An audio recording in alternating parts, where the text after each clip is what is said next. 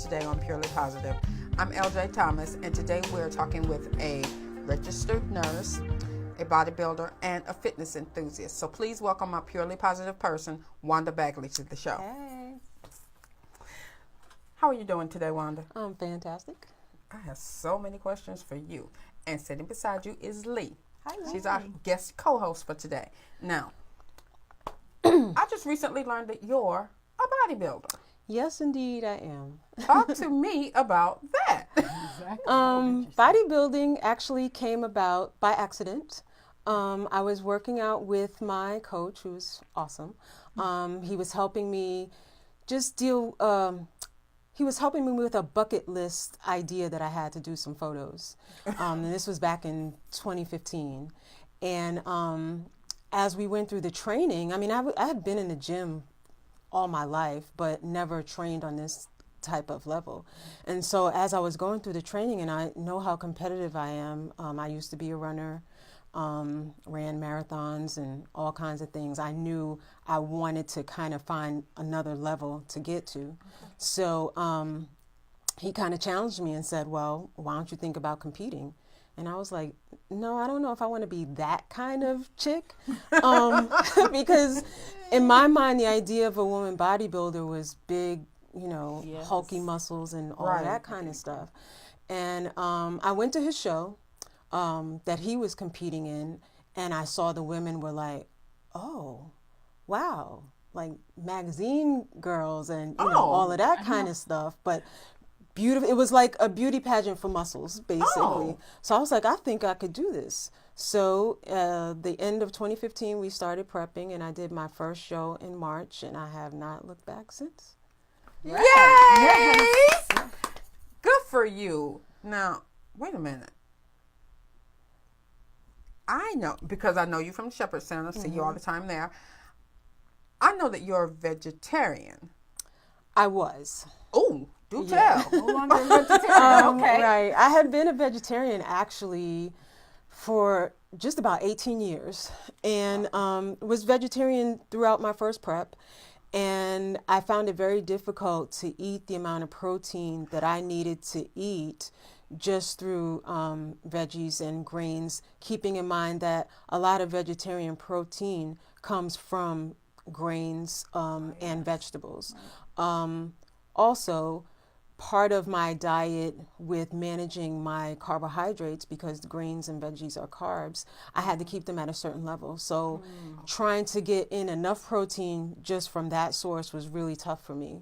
So I decided once we took a little break that I was going to introduce meat back into my life. And I started little by little just to make sure that I wasn't going to get sick, because it had been such a long time. Started with a little bit of chicken here, a little bit of turkey there. And I was like, oh, okay, I guess my body is cool. And I said, well, let me do the big test and try a burger. And tell me what that was like. Yes. Where have you been all my life? And I haven't looked back. So I do still have meatless days, mainly during my off-season time when I can incorporate more carbs into my diet, but when I'm in prep is pretty much strict lean meat, organic meats. Oh. Yeah. I have a question. Yes. I'm a pescatarian. Okay. Or pescatarian. And I'm trying to transition back into eating meat. And I hear that you say, you started off with a little bit of chicken, then you gradually stepped up. When you say a little bit of chicken, give me a rundown of what you're talking about. So maybe an ounce or two at the most. Okay. And a big part of meal planning for me is weighing my food. Okay. So I could say exactly like an ounce or, a couple of grams or whatever, just to get the taste, just to let it fester in my stomach and see what was going to happen. Okay. And then each time I increased the amount that I would eat until I could tolerate like a whole chicken breast and had no problems. Okay, so are you talking like once a week, a couple of times a week, or? When I first went back into it, it was maybe like 1 or 2 days, just so that my body can get accustomed to it. Now I eat meat every day. Now I eat meat every day. Okay, I miss it. I definitely miss it. I miss those burgers and I miss that chicken. So see, I'm a true carnivore. I've been that since birth, apparently. Can't see where that's going to change anytime soon.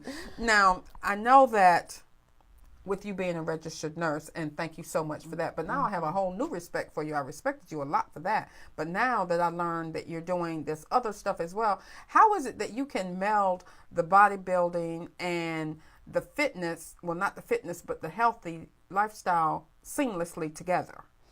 They really go hand in hand, and I want to project a positive image to my patients. And I feel like me being healthy and strong and showing this positive image of a woman being fit and strong is one of the key points that I keep in my mind when I'm training. And because I do a lot of my patients are my inspiration. Because I think, you know, here I am, healthy, full use of all my limbs and being able to lift heavy weight and things like that. And there are some people who can't. And so I should not have any excuses. So when I start my day, which typically on a weekday is about 3 a.m., so that I could get all of my workouts in, I think about those people who are, you know, less fortunate, and I don't want to take the blessings that I have, you know, with a healthy body for granted. Well, I appreciate that. Thank you so much. Thank you so much, because every month when I see you, I go, I want to be like Wanda when I grow up, because she's so thin. I'm not. Anyway. Thin is relative. That's a good point. I've never thought about it like that, but I have this goal weight in my mind. Right. I don't think I'm going to be, let's just say it's going to be a lot more difficult for me to get to where it is that I want to be, because I think about high school. We're way past that. We are way past high school, okay? 2 kids and everything else, way past that. But I think it's interesting that, you know, you're doing bodybuilding and at the same time you want to help other people because fitness is your passion. Has that always been the case for you, or did that just suddenly come about a few years ago? To a degree. Before I started bodybuilding, I thought that running was going to be the end all to be all to me. Really? I started off running 5Ks and then gradually went to 10Ks, half marathon. And I also used that as a platform, you know, to promote positive, healthy lifestyles to a lot of my patients. A lot of them now who still don't know that bodybuilding is my lifestyle, they're like, are you running any races soon? And I'm like, yeah, because I knew about the running. I kind of hung up my running shoes, at least competitive running, because the two don't kind of mix. I need to preserve as much muscle as possible. Right. Okay. So my question to you is, for you to get that positive message out about health and fitness, how do you plan on doing that? One of my goals for 2018 is to start studying to become a certified personal trainer. Okay. Love being in the gym. I could live there day in and day out. And I also love to spin. And that was one of the first forms of cardio that I fell in love with. Oh. And getting on the road to becoming a spin instructor is a goal as well. Okay. Spin. That's the bicycle It's thing. stationary cycling. Right. Yes. That's the bicycle thing. That's what I call it. For physical therapy, that's the bicycle thing. Okay. When you say competitive, how do I want to say this? What's the difference between regular spinning as far as amount, regular spinning or just for exercise, and competitive spinning? There really isn't competitive spinning. Okay. You can, the classes are meant to increase your heart rate and to burn calories. So and you can go from 0 level to 1,000 level depending on what your energy level is. It's basically made for you to jump in at the level that you're in. And if you can't do a standing routine like the rest of the class, as long as you're sitting and you're constantly moving the pedals and you're keeping your heart rate up, you're still going to burn some calories. Hey, I can do that. Yeah. Now that is a good question. If you have people who have, let's say, knee issues or is obese or morbidly obese or whatever the case may be, how do you teach them to readjust so that they can still participate in the spin class and get what they need out of it? A big part of that is making sure that the bike is set up properly and that your form is right on the bike. That's a big... sitting properly. Right. That is huge in keeping your body functional and making sure that you don't hurt yourself. So you want to have the bike set up properly, and you want to be able to be comfortable on the bike. And then you go at your own pace. And if something hurts, then you don't do it. There are plenty of modifications for people with bad backs or bad knees or things like that. You just want to make sure that your body is in proper alignment so that you're not jarring your knees too far forward, or if you're leaning too far forward and you're causing back pain. But the instructor can definitely help you with that. Okay. Sweet. Because I'm listening to you, and I'm thinking, okay, me and my MS, is this something that I can do? And oh, let me tell you, most definitely. Now, because people with MS do have heat intolerance issues, it could be a problem, depending. But if you had like a cool towel, or like you don't really want to wear like a cooling vest, but like a towel or a hat or something like that to keep you cooled down, it could work.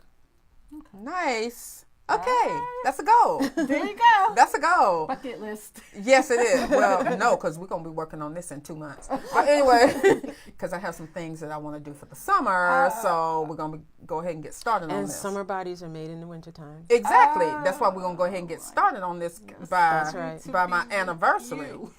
Yeah, by June 5th, I got to be at a certain place because, anyway, got to be cute for the husband. So, how can people get in touch with you? I do have an Instagram page, and my Instagram name is Mama Fresh. Mama Fresh. I'm not even going to ask. I ain't going to ask. Mama Fresh and the number 1 behind it. Okay. And my page is open. Okay. So anyone can jump on and follow me.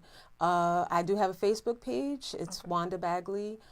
Those are by request, so I kind of pick and choose who I allow on my Facebook page. Can't say I blame you for that. Not at all. But my Instagram is open. Okay, good. Now, do you have anything coming up? Any events or anything coming up that we should know about? I'm so nosy. That's a good question. Right now, I'm still in off season, Okay. so I'm just trying to grow these baby muscles. And we have set a date for July for me to have my first show. Okay. So I'm looking forward to that. I'm really excited about that. Okay, so since you set that date for July, you'll come back, hopefully, and tell us all about it, and we will go from there. In the meantime, I want to thank you so much for being here. I'm Thank really you for positive. having me. Thank you for having me. Thank you, everyone, for watching. I will be talking with you soon.